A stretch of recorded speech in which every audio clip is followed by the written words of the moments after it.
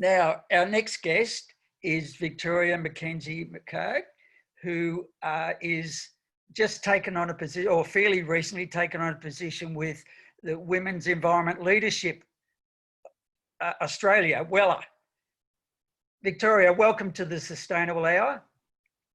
Thanks so much for having me, Tony. Great to be back here again. Pleasure. Yes, we last time you were with Bank Australia, I think. I think that's right. I think I've spoken to you a couple of times in those 331 episodes with a few different hats, and it's really great to be back here again with WELA.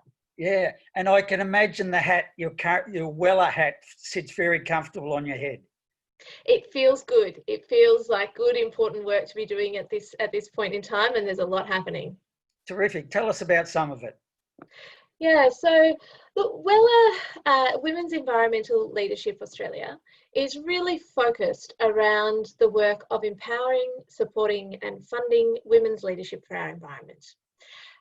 It grew out of a project that was looking at women's leadership across the movement and finding that we weren't seeing enough women. Women are the backbone of the environment movement. They have been doing a lot of the lead volunteering and work throughout organisations and the grassroots, but we still weren't seeing women get through to the key leadership roles, making the strategic decisions, attracting the funding that would be needed for them to do their work. And so this program was created by a group of women who are in many ways the sort of the matriarchs or the elders of the environment movement. We just heard Rebecca talk about how influential the Franklin campaign was. These women ran it.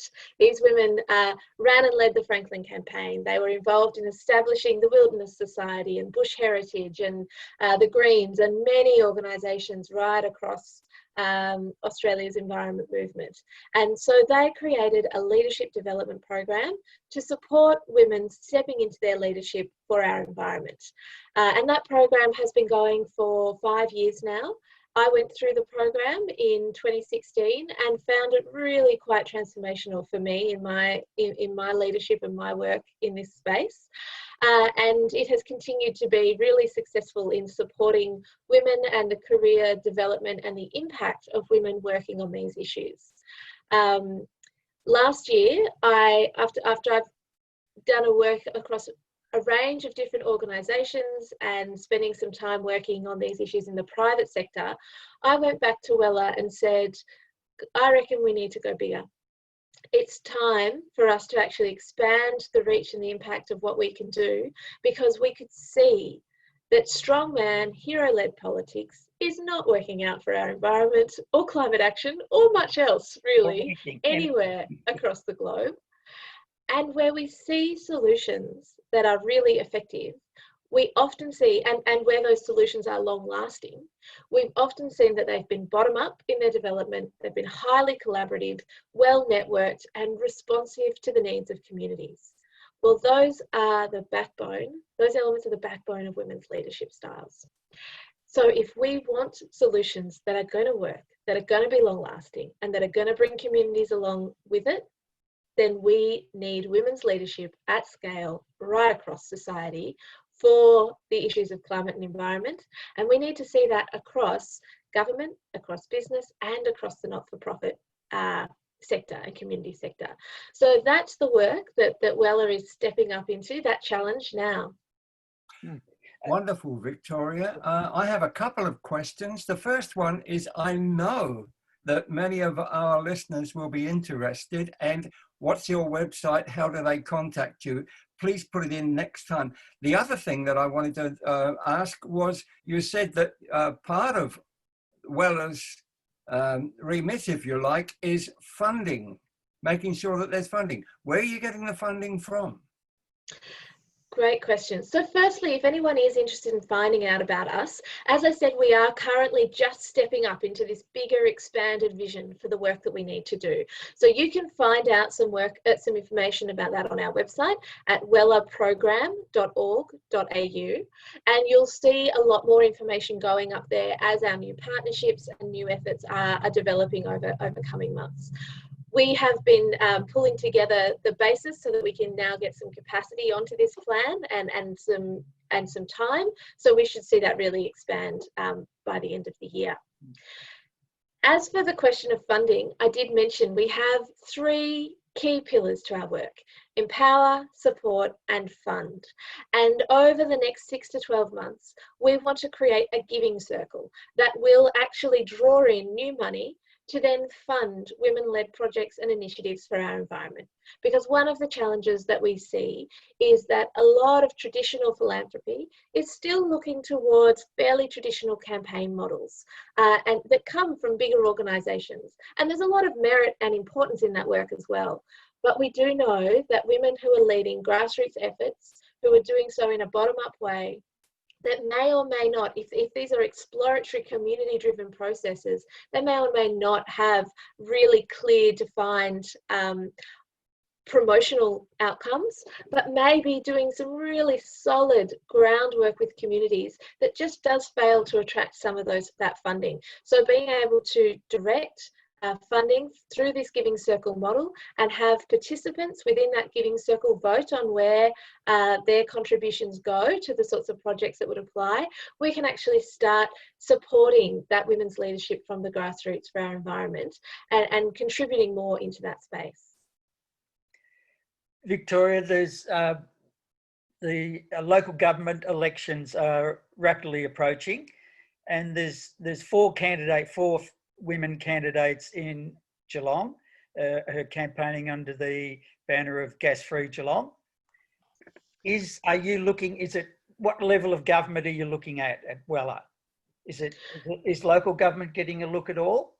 Absolutely. Look, if we're going to see the kind of change we need different leadership styles and different people, diverse people in leadership from all walks of life. And within government, absolutely, that includes local, state and federal government.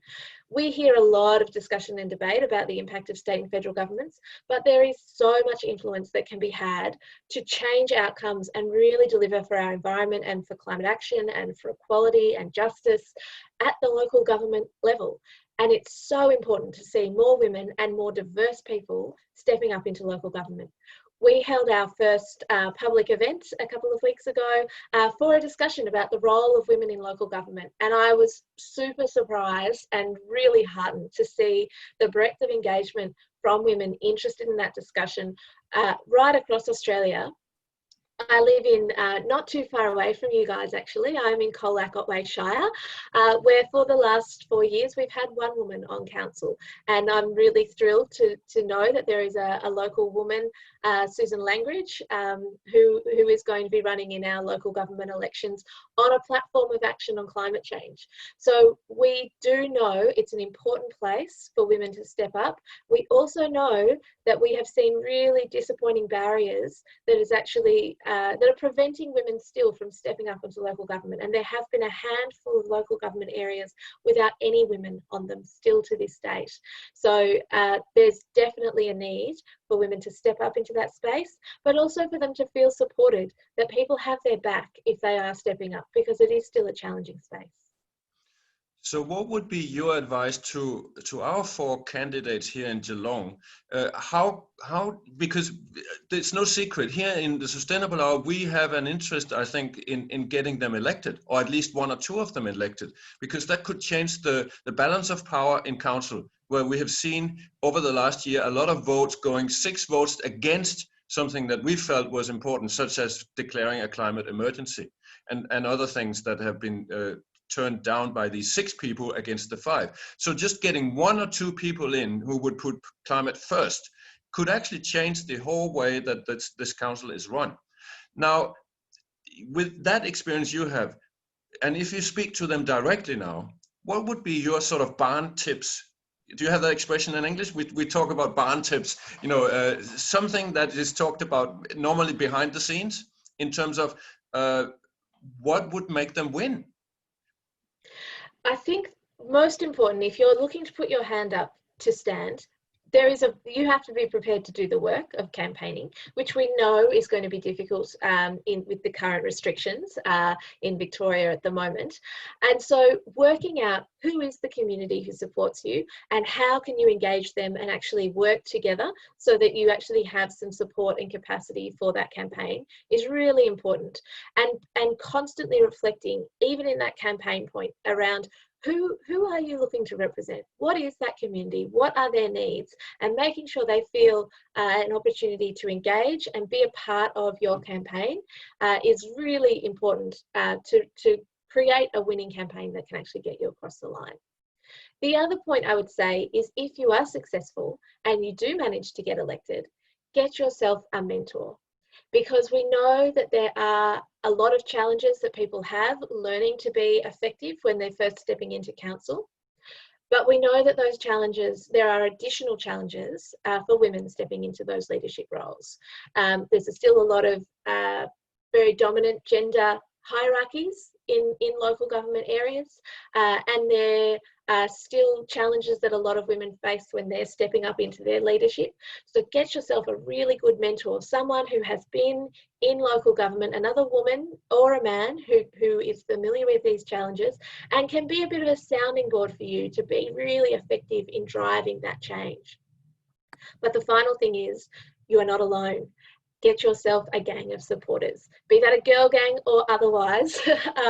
Get yourself that support group. And for anyone else who's listening who has an interest in getting more women into local government to act on climate and environment outcomes, then get involved and support them. Those candidates are out there, but they can't get elected on their own and they can't be effective on their own. So it's actually something for all of us to take on. If you want to see women in local government acting on these issues and you're not in a position to run yourself, get involved and find out how you can support a woman who is. I think the WELA training program certainly worked in your case, Victoria. That's great. That is so good. Now, you referred before to a network meeting in the recent past. Is that was that recorded at all? We've got access to that? It was recorded. We've shared the link to that on our Facebook page, the WELA Facebook page, so your listeners can also find us there. And Tony, I can forward you the link for that for sharing out with your supporters through your platforms as well. Okay, and do you have a newsletter or something like that that keeps people up to date? Yeah, so we are just starting to communicate via our new e-newsletter, and you can find that as well on our website. It's on the Contact Us page. You can find a sign up for our newsletter there as well. Yeah, well, each week we put it with the podcast, we put out some text, so that'll certainly be front and centre on that when it comes out on Wednesday. Thanks very much for your time, Victoria. Really appreciate it. Not at all. Thank you very much, and good luck with the rest of your program. Thank you.